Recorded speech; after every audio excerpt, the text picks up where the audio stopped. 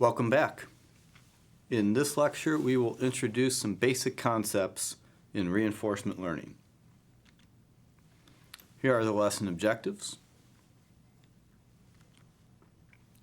Okay, so let's talk about how reinforcement learning fits in the larger paradigm of some of the key types of machine learning.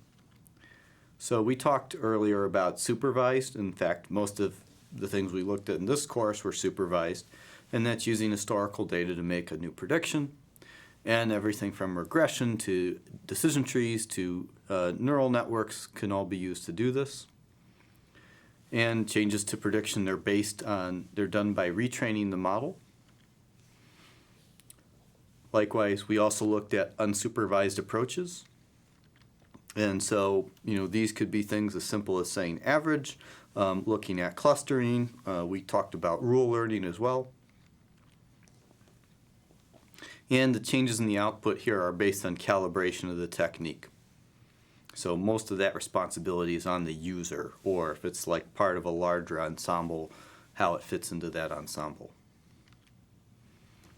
Now, reinforcement learning differs significantly from these because now you think about having an agent who's exploring an environment to find an optimal sequence of actions. And this is a lot like how children learn. They explore their environment. Kids, walk around the room or crawl around the room. They fall, they put things in their mouth, they try touching different things. They're learning. They're agents that are learning, gathering information through exploration and learning. Reinforcement learning is leveraging this very same idea. And changes to the output here can be a function of training examples still, but these samples are derived from either simulation or experience. So just a quick note, in this exposition, in this lecture on reinforcement learning, we'll focus on the deterministic case. In some of the readings, they talk about probabilistic variance, which of course is very important, but just for ease of explanation, we're going to stick to non-probabilistic interpretation here. So, sequential decision making. You have an agent, which is some sort of entity that has to make decisions, and that agent exists in an environment. And the environment dictates at any time t that the agent is in a certain state. So maybe at a very coarse grain level, it's a different room, or the agent's in a different room with a different orientation. And so based on the state, the agent has to take an action. So the agent takes an action at time t, and the result of that are two things. First is the agent transitions into a new state. So this would now be state st plus 1. But also the agent gets some sort of reward value resulting from the action. So we assume that there's kind of this underlying process, which is called a Markov decision process, that governs how much reward an agent gets for taking a certain action and what state that agent transitions into. And of course, in the full implementation of this, the agent transitions to a new state based on a probability distribution.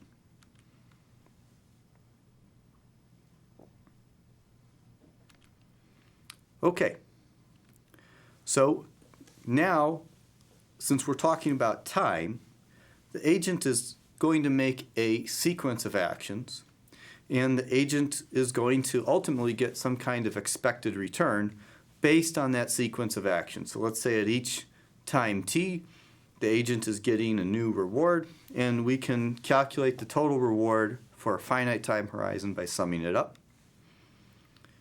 But we also want to add in this discount factor, and the discount factor, gamma, is going to penalize the agent a little bit for steps taken too far in the future.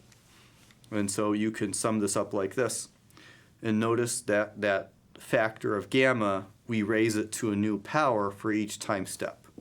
And so what this does is discourages an agent. So if you think of a robot, that maybe I want the robot to go from one room to another in an efficient way as possible, very easily that robot could wander around in the room before leaving the door and not get anything done. So we want to penalize for inefficient actions, and that's where this discount factor comes into play.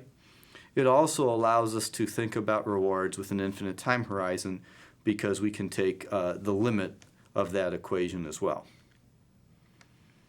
So let's now talk about the concepts of a policy. And a policy is a mapping of states to action. So you can think of it as, hey, you're giving your agent a little guidebook and it says, every time I'm in state A, I'm going to take action B. So the agent is just going to follow the policy, and by following the policy, he is doing what we want. So we're trying to maximize his, reward. So what we say is the value of a given state based on, based on a certain policy is as follows. So all this is saying is that given that the agent starts in state S, if he follows policy pi, this is what the expected reward is going to be. And of course, looking at things from an optimization perspective, which we commonly do in machine learning, we care about the optimal policy, which is the policy pi that for every state maximizes that value. So now we introduce this idea of a Q function, and a Q function is just like an extension of that of the idea of value, where now for a given policy you have two arguments, a state and an action, and that is saying that starting in state S, and once the agent takes action A, this is what the expected reward of that agent will be if it continues to follow policy pi going forward. And so if we know an optimal policy, then we know that the Q function is going to tell us exactly what the agent should do for a given state. So if we know an optimal policy, we can derive a Q function, and then we know for any state S, an action A, what the reward is going to be. So then the agent can just, if he knows it's in state S, it can compute the Q function for all possible actions and just take the best one.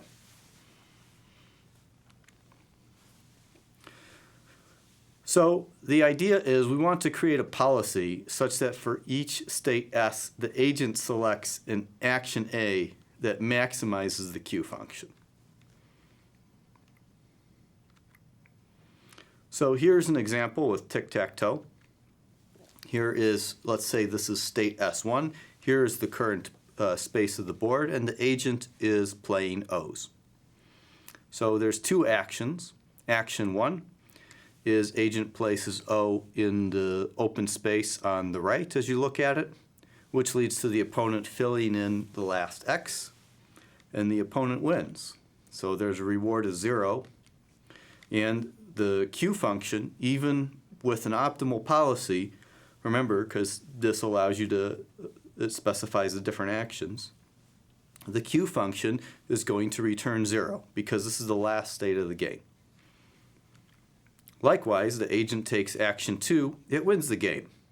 And so here reward is 1, and the Q function gives us a result of 1 for that state action pair. So this all sounds pretty straightforward, and if the state space is small, we can write out all the states and we can find an optimal policy using techniques such as dynamic programming.